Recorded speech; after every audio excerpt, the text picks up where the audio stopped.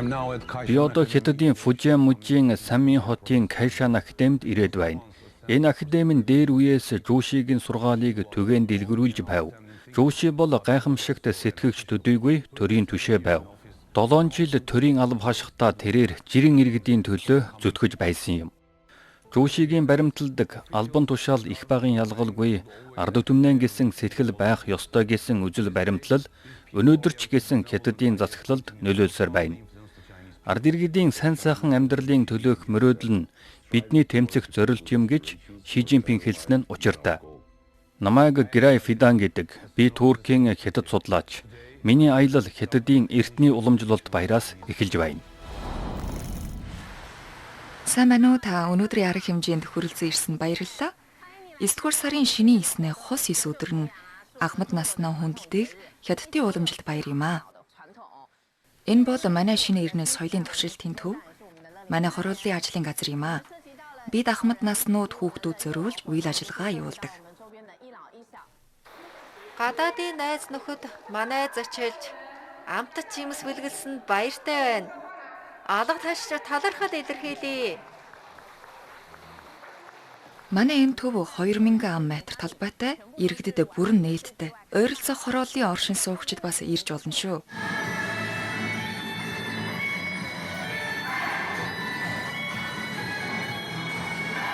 Энэ жүжигчдэд тэтгэвртийн суусан хүмүүс. Уламжилт баяр тойрсон арга хэмжээг бид байнга зохион байгуулдаг. Энэхүү үйл ажиллагаандаа хүүхэд Ахмад наснуудаа өргөн хамруулж тэднийг нийгмийн харилцаанд идэвхтэй оролцуулахыг хүсэж өдөр тутмын амьдралдаа илүү их аз жаргалтай байлгахыг зорддог. Игчээ та өдөр хүрээнд ирдэг үү?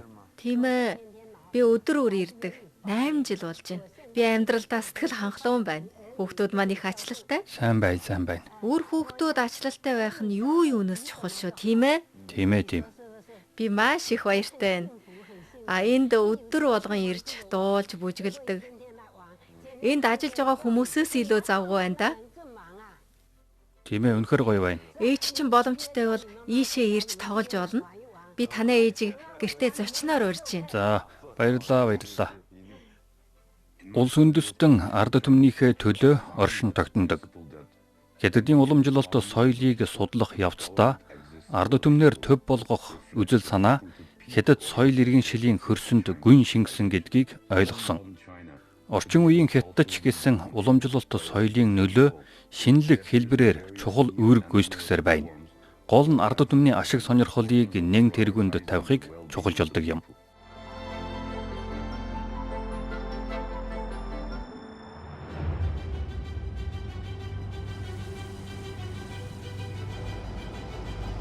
Би өнөөдөр Фужиан-мужийн баруун хойд хэсэгт орших Жэнийн шанд ирээд байна. Энэ бол уулуурхаг газар.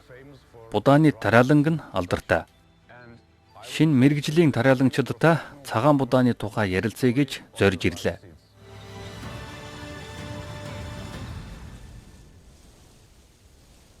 Тэнд харагдаж байгаа нь усан дутраг, энэ үрнэ.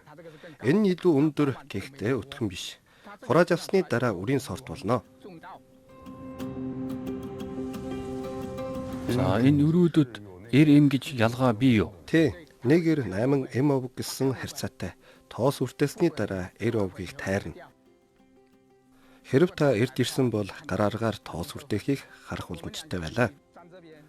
2 хүн тал талаас нь олсоор татна. Олос дээсний хөдөлгөөнөөр тоос дэгддэг юм а. Үүнийг тоос үртэн гэдгээ. Эдгээрээс гадна бусад ажлууд бүрэн механикчсан уу? Бүрэн механикчсан. Хагалбарлах, тариалах, арчлах, ургац авах бүх явц механикчсан. Хоршоо бүх ажлыг хариуцдаг. Та гэртээ зүгээр сууж байхад болно.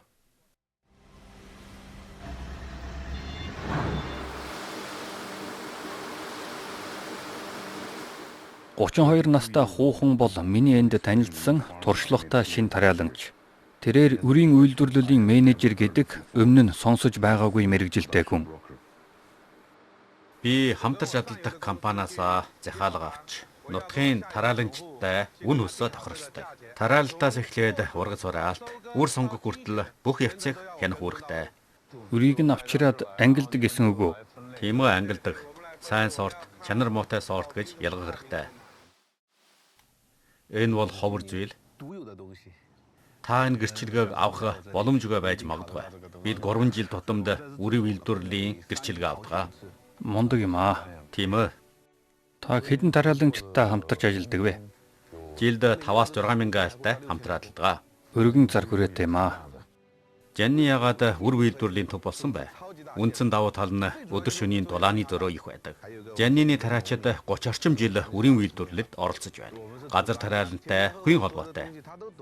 Үе дамжуулан уламжилсан байна те. Нэг нь үе дамжин өвж ирсэн. Нөгөө нь Ши Жинпин даргын хэлсэнчлэн хятадууд өөрсдийн хоолоо өөрсдөө батлах ёстой. Бид жилд 3-аас 5 сарыг туршилтын талбайд өнгөрүүлдэг юм аа. Энэ ямар сорт вэ? Хятадууд цагаан бадааны чанар, амьдралын чанарт өндөр шаардлага тавьж байна. Манай компани бадааны чанар амтыг сайжруулахын тулд энэ сортыг гаргаж авсан юм аа. Одоохондоо бид хараахан нэр өгөөгүй байна. Олон зуун сорт байна гэсэн аль нь хамгийн шилдэг нь вэ? Хамгийн сайн сорт нь UAU 938 гэж бодож байна. Жанны хотод үйлдвэрлэсэн үрийг Филиппин, Пакистан, Мянмар, Вьетнам зэрэг оронд экспортлдог. Энэ үр Хятадаас экспортлж буй эрэлттэй сорт. Эрлийжүүлсэн бадаа тариалах боломжтой газар болгонд энэ сортыг тариалдаг. Энэ туршилтын талбай манай агуулгын яг хажууханд бий. Талбайгаа эргэх ажлаа газар дээр нь хянж удирдах хялбараа. Хятадын ард түмэнд дэвгүй хүн төрөлх эдний хүнсний аюулгүй байдлыг шийдвэрлэхэд хав нөмрөө оруулж байгаа нь үнэхээр өгөөтэй. Өр болгоны ард Хятадын шин мэрэгжлийн тараалагчдын зүтгэл байгаа. Энэ нь дэлхийн хүнсний аюулгүй байдлыг хангах чухал хүчин зүйл. Мөн Хятад улсыг хэн тэтгэх вэ гэсэн асуултууд өгч байгаа бодит хариулт юм.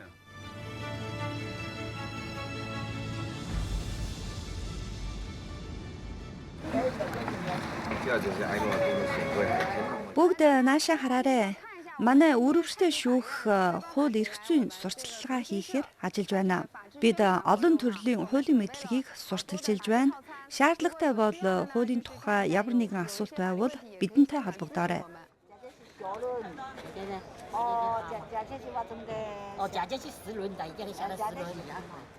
Би өнөөдөр Хятадын хөдөө орон нутагт эрх зүйн мэдлэг олгох компанид ажил явуулж байгаатаа таарлаа. Энэ үүргэвч маш өвөрмөц. Энэ хүнийг ямар шүүгч гэдэг юм бол? Үүргэвчэнд нь юу байгаа бол? Хариултыг хамтдаа харцгаая. Сайн уу шүүгчээ? Сайн та сайн уу? Энэ үүргэвч нь ямар онцгой ач холбогдолтой эдвэ? Энэхүү өрөвчтэй шүүх бол шинэ үйлчилгээ хүмүүсэд хууль эрх зүйн мэдлэг олгох ажлыг хөнгөвчлөх зорилгоор санаачилсан юм. Ерөнхийдөө хөдөө орон нутагт их явлын шүүх хуралдаанд нэг шаардлагатай зүйлсийг багтаадаг. Тухайлбал зөөврийн компьютер, зөөврийн хэвлэх машин, шүүгчийн алах зэрэг бусад зүйлсийг авч явдаг. Өрөвчтэй шүүхийг бол бид анх аялын маргааныг шийдвэрлэх зорилгоор байгуулсан. Яагаад тэгэхээр жуулчид тайнанд ирээд тэдний энд аяллаа хугацаа богино байдаг. Тиймээс ямар нэгэн жижиг маргаан гарвал шүүхэд хандах болно. Энэ нь хүндрэлтэй. Одоо бол зөвхөн байгалийн үзэсгэлэнт газараар хязгаарлагдах болсон. Зарим суурин газар аслагдсан газруудад очиж явлын шүүх хурал хийж түүний зэрэгцээ хууль сахиулах ажлаа сурталчилдаг. Гол зорилго маань хүмүүсэд үйлчлэх, тэдэнд хуулийг таниулах явдал юм. Утгагүй бид газар түрээслэх гэрээний маргаан шийдвэрлэх гэж байна. Тиймээс бид өрөвчөн үүрч газар дээр нь очино.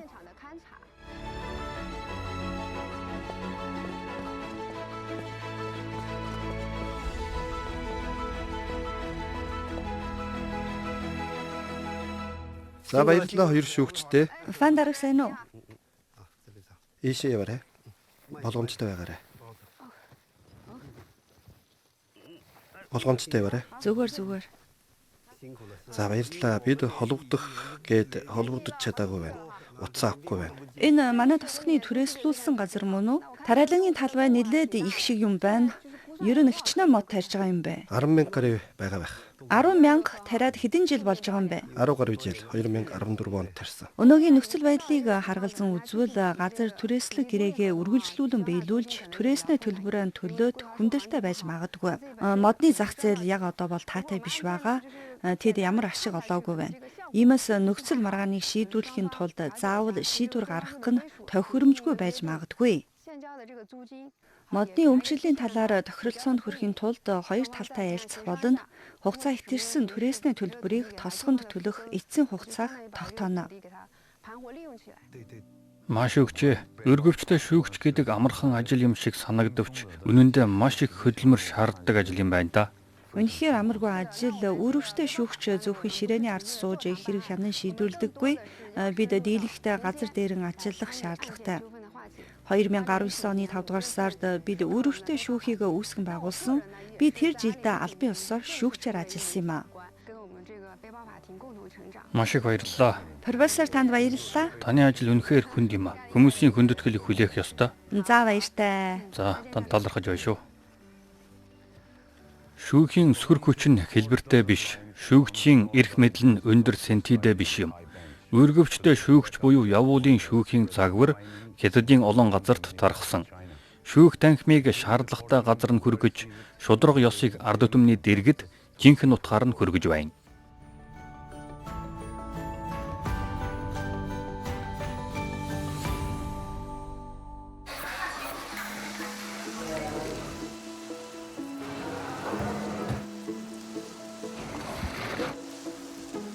Гадаад найзуудаа зориулж энэ таробын шиг хийлээ. Амсаад үзээрэй. Энэ үнэхээр сайхан. Та амсаад үзээрэй. Таробын шиг улаан соёолтой таробор хийсэн. Амттай. Бас маш жуулан. Ахаад на халбаг авах уу? Шаашин хоолны 200 гаруй төрөл байдаг гэснэ үү? Тийм ээ. Шаашааны хоолноос хамгийн алдартай нь вантон, татмал гурал, жигэнсэн байж шүлтэй тогоо. Та шаашин хоолыг сурталчлагч, блогчин мөн үү? Тийм ээ. Би блогчин. Та харалда манай энэ тосгон орон нутгатаа алдартай. Би 2021 онд тосгоны намын үрийн дараагаар ажиллаж ирсэн. Бодит байдлыг цахим орчинтай хосноосноор бид интернетийн эрен үед хөдөөгийн амьдралыг хүмүүст таниулж чадсан юм. Одоо шаашааны амтд хоолны соёлыг сурталчилж эхэлж байна. Дарга энэ таны халбаг сайхан хооллоорой. Би хоолоо ичгээд эмнэлэг явж шинжилгээ өгөх гэж байгаа. За тэгээрэй. Шаашааны нэгдсэн эмнэлэг бизнес эрхлэгчдийг нарийн шинжилгээнд хамруулж байна. Оо за. Бид очиж харж болох уу? Боллого яах вэ? Та эдэнтэй хамт яваач. Эхлээд Беншаид. Иргэд эрүүл мэндийн үзлэгт ороход хүндрэлтэй, үнэтэй байдаг. Энэ асуудлыг шийдвэрлэхийн тулд Саммин хот 2012 оноос Хятадын эрүүл мэндийн салбарт шинжилэл хийсэн хот болсон юм. 10 гаруй жилийн эрэл хайгуулын үр дүн гэвэл Саммин хотын эрүүл мэндийн салбарын шинжилэл нь эмчилгээнээс урьдчилан сэргийлэх шинэ шатанд шилжсэн байна. Энэ шинжилэлийг яаж илүү сайн олгох вэ?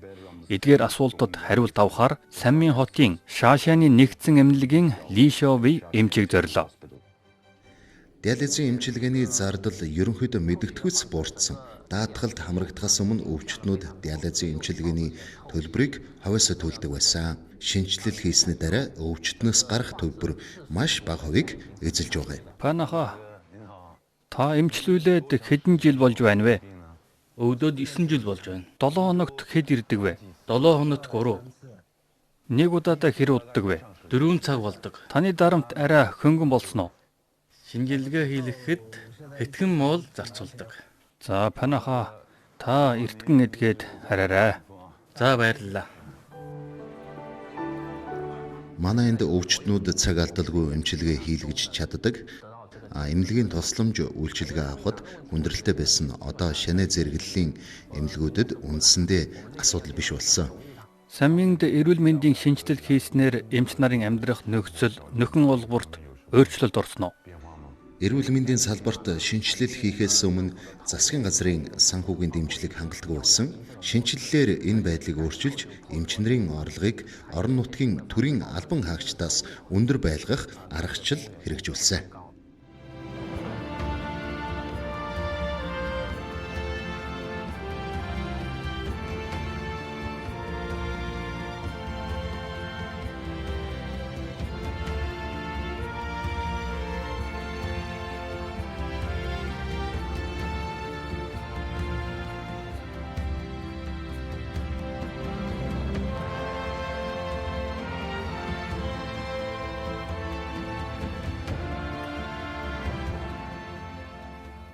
Суур бат болбоос улс орон хүчрхэг, суур тайван болбоос тэнгэрийн дор амгалан, хятадын ард түмэн нийгмийн хүлээлт, иргэдийн ухаан, мэрэгжилтнүүдийн санаачлага, ард түмний туршлагыг өөрчлөлтөд тусгаж, нийгмийн засаглалын шинэлэг загваруудыг байнга судалж, хятадын онцлогтой орчин үеийн шинжилэлийг хэрэгжүүлэхэд хүчтэй дэмжлэг үзүүлж байна.